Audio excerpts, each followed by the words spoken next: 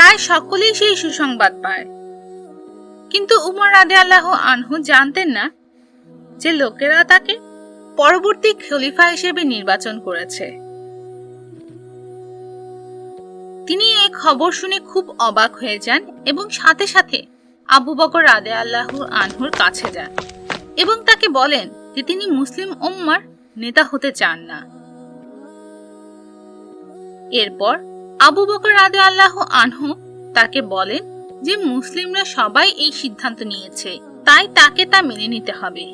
সকলে উমর রাদিয়াল্লাহু আনহুকে নেতা হিসেবে পছন্দ করেছিলেন, কারণ তিনি আল্লাহ তাআলাকে খুব ভালোবাসতেন। তাই তিনি শুধু নিজের জন্যই নয়, আল্লাহর জন্যও কাজ করতেন। এটি শুনে উমর রাদিয়াল্লাহু আনহু বুঝতে পারেন এবং ইসলামের পরবর্তী খলিফা হওয়ার দায়িত্ব গ্রহণ করেন।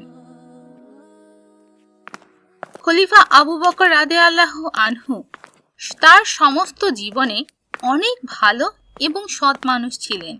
ইসলাম আসার আগে প্রতিটি কুরাইশ বংশের মক্কা রক্ষার জন্য কিছু নির্দিষ্ট কাজ ছিল। আবু বকরের পরিবার দুর্বল ও দরিদ্র ছিল, তাই তারা তাদের কাজ সঠিকভাবে করতে পারত না। কিন্তু আবু বকর রাদিয়াল্লাহু আনহু ছোটবেলা থেকেই আল্লাহ তাআলাকে বিশ্বাস করতেন। অল্প বয়স থেকেই তিনি লোকদের দয়া দেখাতেন এবং সাহায্য করতেন, তাই তার লোকেরা তাকে ভালোবাসত। আবু বকর রাদিয়াল্লাহু আনহু সিদ্দিক হিসেবে পরিচিত ছিলেন, কারণ তিনি কখনো মিথ্যা বলেননি। তিনি খুব সৎ ও সত্যবাদী ছিলেন। ব্যবসা করার সময় লোকেরা তাকে অনেক বিশ্বাস করত, তাই অল্প বয়সে খুব পরিশ্রম করে